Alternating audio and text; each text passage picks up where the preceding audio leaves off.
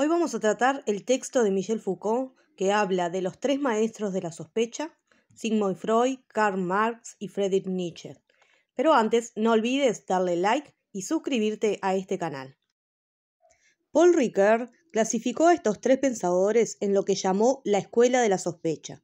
Según Ricoeur, para ellos pensar equivaldría a interpretar desde una paradójica sospecha hacia el propio acto interpretativo. El pensamiento no solo se configuraría como efecto de tradiciones mistificadoras, sino que la propia noción de verdad sería también efecto de una estratificación histórica cuya procedencia sería retórica, emotiva e interesada. Lo que tienen en común estos tres pensadores es que desconfiaban de la superficie de las cosas. Todos sospechaban que detrás de lo visible hay otra verdad más profunda. Freud desconfía de la racionalidad. No somos plenamente conscientes de lo que hacemos. Hay un inconsciente que guía nuestros pensamientos, deseos y acciones. No somos dueños de nuestra propia casa. Marx desconfía de las ideas dominantes, las normas, las ideologías. Dice que todo eso sirve a los intereses de las clases dominantes. Lo verdadero está en la infraestructura económica, no en el discurso. La ideología es una falsa conciencia.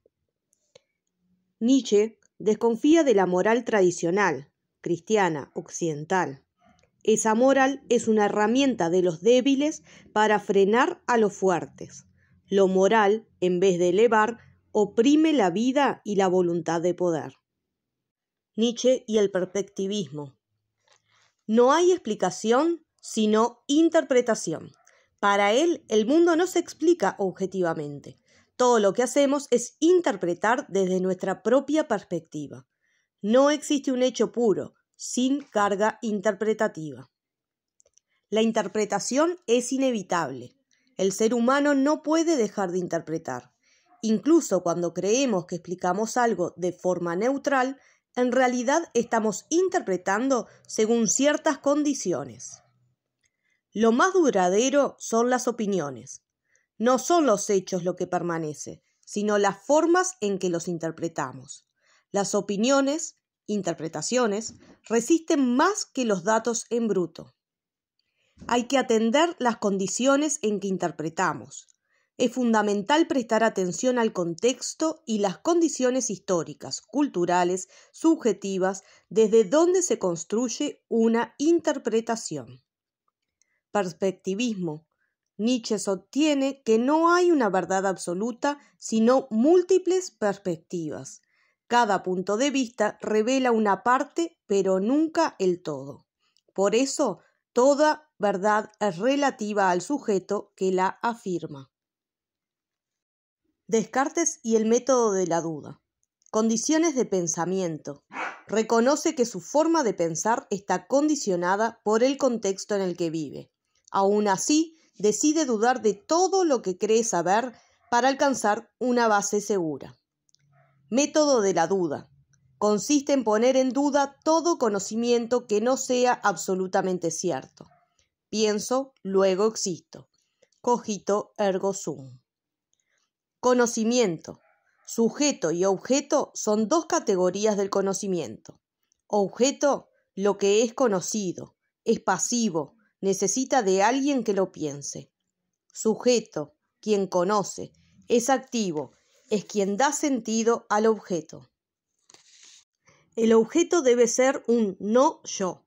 Para que el objeto pueda ser conocido, debe ser algo distinto del sujeto, es decir, algo externo, separado del yo que conoce. El sujeto da existencia al objeto. Sin sujeto no hay conocimiento posible. El sujeto define al objeto y lo constituye como tal. No hay objeto sin sujeto. La subjetividad como condición de existencia. El hecho de ser un sujeto que piensa es la base que permite conocer y dar sentido a las cosas. Sujeto no es lo mismo que persona. En filosofía, el sujeto no debe confundirse con persona en el sentido cotidiano. El sujeto es una estructura que permite el conocimiento, no un individuo con nombre y apellido. Ricoeur y la hermenéutica de la distancia. Hermenéutica, teoría o arte de interpretar textos. Ricoeur dice que cuando interpretamos un texto no debemos buscar simplemente la intención del autor como si el texto fuera una ventana a su conciencia o época. Tenemos que respetar la distancia que existe entre el texto y su origen. La distancia es entre el autor y el texto. Una vez que el texto está escrito, se independiza del autor, ya no le pertenece totalmente. El texto habla por sí mismo, más allá de lo que el autor quiso decir. El contexto original y el lector actual. El texto fue escrito en un contexto histórico determinado, pero el lector lo interpreta desde otro tiempo y lugar. No podemos leerlo como si estuviéramos en el pasado. El sentido literal y los múltiples sentidos posibles. Un texto puede generar nuevos sentidos, nuevas interpretaciones, según quien lo lea, cuándo y cómo. Ricoeur dice que esa distancia es importante porque el texto adquiere autonomía, puede ser reinterpretado, resignificado. La interpretación no es solo reconstruir el pasado, sino también crear sentido en el presente. Nos ayuda a comprender más allá de nosotros mismos, ya que el texto puede abrirnos a experiencias distintas. El sentido de un texto no se agota en la intención del autor. Para Ricoeur, interpretar es extraer el ser en el mundo que se halla en el texto. De esta manera, se propone estudiar el problema de la apropiación del texto, es decir, de la aplicación del significado del texto a la vida del lector. Los tres maestros de la sospecha consideraron que la conciencia en su conjunto es una conciencia falsa. Marx dice que la conciencia se falsea por intereses económicos. Freud dice que la conciencia se falsea por la represión del inconsciente. Nietzsche dice que la conciencia se falsea por el resentimiento del débil. Lo que quieren es, Marx, alcanzar la emancipación mediante una revolución y que la humanidad se reconcilie consigo misma para construir un mundo de bienestar. Freud busca una curación por la conciencia y la aceptación del principio de realidad. Nietzsche pretende la restauración de la fuerza del hombre por la superación del resentimiento y de la compasión. Los tres realizan una labor arqueológica de búsqueda de los principios ocultos de la actividad consciente. La escuela de la sospecha podría pensarse como una de las arcaicas procedencias de la filosofía del lenguaje. Esto se orienta hacia proyectos de trabajo posicionales en el estadio de los vínculos configurados en las relaciones entre el lenguaje y el mundo, el lenguaje y el pensamiento, la enunciación y la existencia.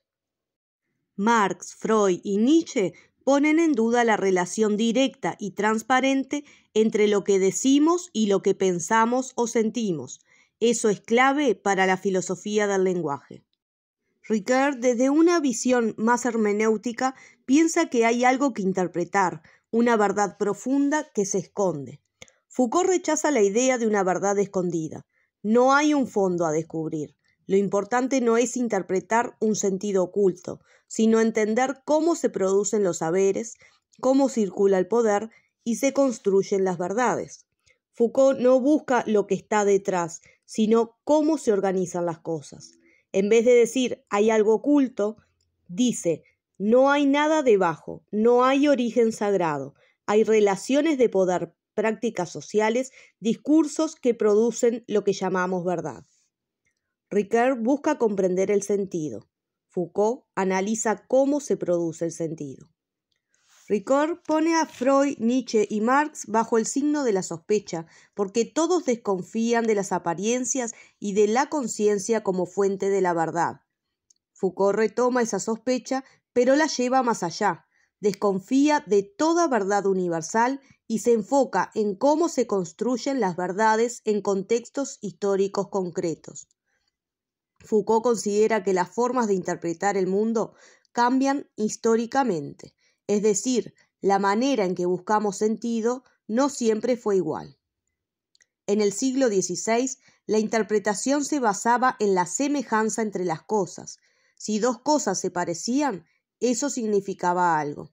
La semejanza no era algo superficial, sino una señal de que el mundo estaba conectado. Foucault nombra 5 tipos de semejanza. Conveniencia es la adecuación entre elementos cercanos, ejemplo cuerpo y alma, serie animal y serie vegetal. Simpatía, conexión misteriosa entre cosas distintas que comparten accidentes. Emulación, reflejo o paralelismo entre seres distintos. Signatura, un signo externo visible que revela una propiedad oculta. Analogía, identidad de relaciones entre cosas distintas. Esta red organizada de semejanzas sustentaba 2 formas de conocimiento: cognitio, conocimiento por comparación lateral entre cosas parecidas, y divinatio, conocimiento profundo que va más allá de lo visible.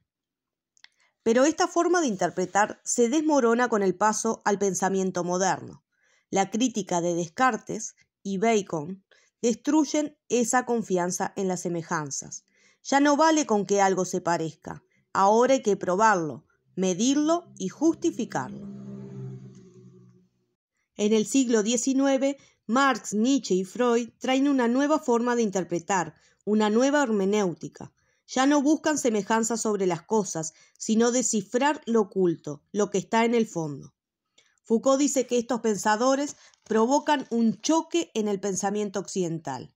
Entramos en un juego de espejos, interpretamos usando herramientas que también nos interpretan a nosotros. Freud planteó 3 heridas narcisistas. La de Copérnico, el hombre no es el centro del universo. La de Darwin, el hombre no es creación divina, sino que viene del mono. Freud, el yo no es dueño de sí mismo porque hay una instancia inconsciente. Foucault agrega que Freud, Marx y Nietzsche provocan una 4ª herida, pues nos obligan a interpretarnos constantemente. Somos intérpretes de nuestras propias interpretaciones. Para Foucault no se trata de descubrir la verdad oculta, sino de analizar cómo se construyen los sentidos, cómo operan las prácticas de la interpretación. Las profundidades son ahora superficies densas, no misterios que revelar, sino estructuras que analizar. Esta fue la primera parte del resumen de este texto de Michel Foucault. Déjame saber si te gustó, déjame un like y suscríbete al canal, que en breve subo la segunda parte de este mini resumen.